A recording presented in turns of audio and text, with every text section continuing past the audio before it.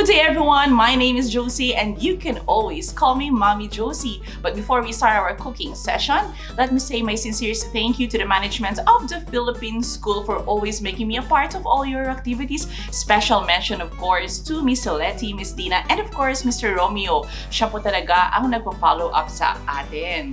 And of course, this session is special. And to all Tbsians, I hope that you will subscribe to my YouTube channel, that's Love Josie, and my other social media platform, Instagram, Twitter, and Facebook account na Love Josie. Embutido, ladies and gentlemen, is a Filipino-style meatloaf. And for today, we will be featuring Chicken Embutido, which is made from ground chicken. And I guarantee you, this is just very easy and hassle-free to do. How many days more before Christmas, before New Year? This special chicken embutido recipe is something that you should consider for the holidays. Now let's start! Ready na ba kayo? Kasi ready na si Mommy Josie para magturo sa inyo.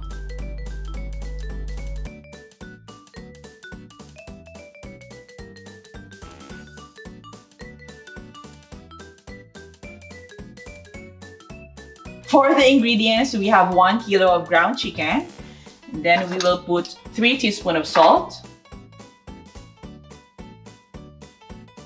Next, we will put 1.5 teaspoon of black pepper.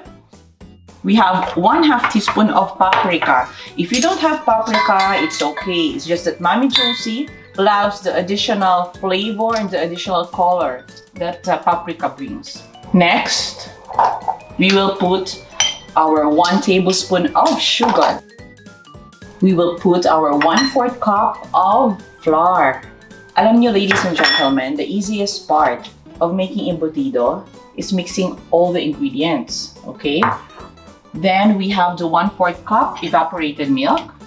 This serves as our binder.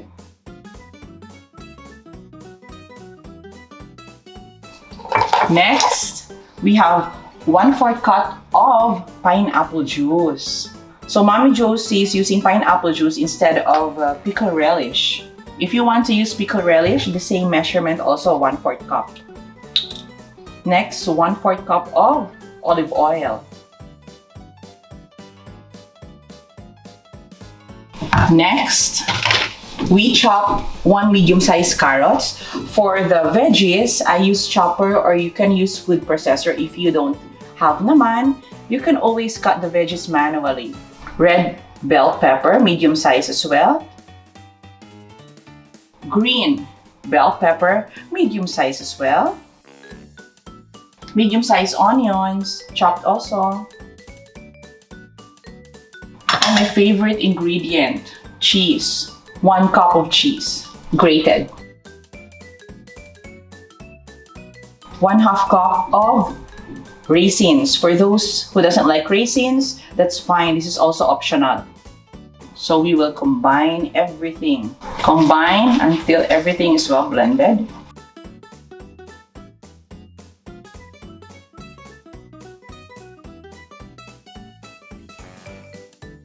Next, we will add our 3 eggs.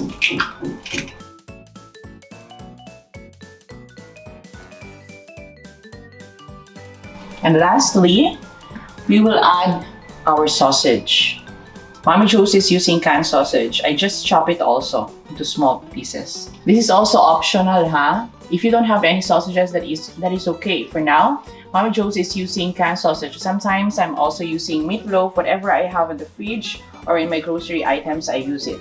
No branding, no pressure.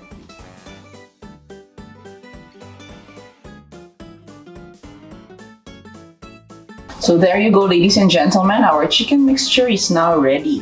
Now let's prepare to roll it in aluminum foil.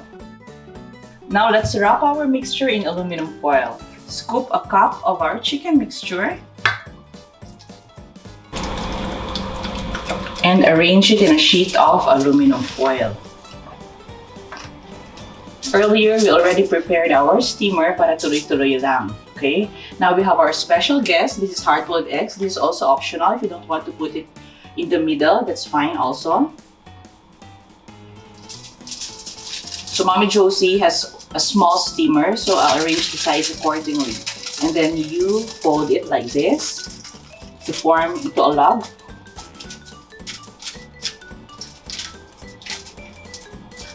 Or a shape like cylinder. See? Okay, this is just very easy.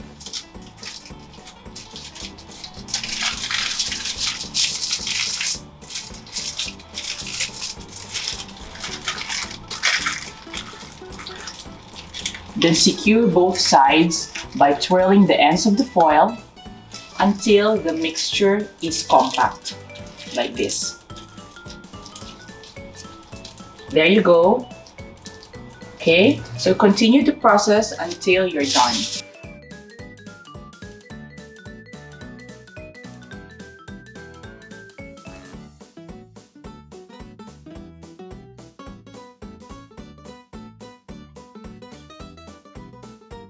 Okay, steamer is now ready. Let's arrange our embutido inside.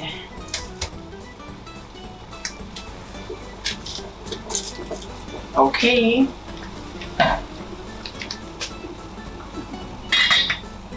So, iwan na lang po natin for 45 minutes. A few moments later. Ayan na po, ladies and gentlemen. Okay na, luto na, na-steam na po ang ating ginawang embutido, chicken embutido earlier. So, pwede nyo siyang kainin ng cold. This one. You can eat it warm, fried, or chilled. So, nag-fry lang tayo kanina ng isa. And ito yung chinil na natin kanina. So, let's see. Ay, ang ganda ng ating embutido. Look at this. Panalo to for the holiday season. There you go. Yung ating special guest na si hard-boiled egg. Ayan na po siya. And if you want it pan-fried, ito po yung ating pinray kanina. There you go. So there you go, ladies and gentlemen, with our recipe, you can actually make 10 to 12 medium-sized chicken embutido. Hindi naman kailangan na kainin ka agad. You can always freeze it and just cook it when needed. It's always good to know that you can always put ready-to-cook food anytime, any day. This can easily be reheated for a quick meal. This will go well with steamed rice or even bread. Yung pandesal natin, masarap yan i-partner sa ating chicken embutido with dip in ketchup, banana ketchup, tomato ketchup, any ketchup will do, or sweet chili sauce. Ayan po. So again, there you go. Make it for Christmas, New Year, or just when you feel like celebrating. Enjoy our chicken embutido!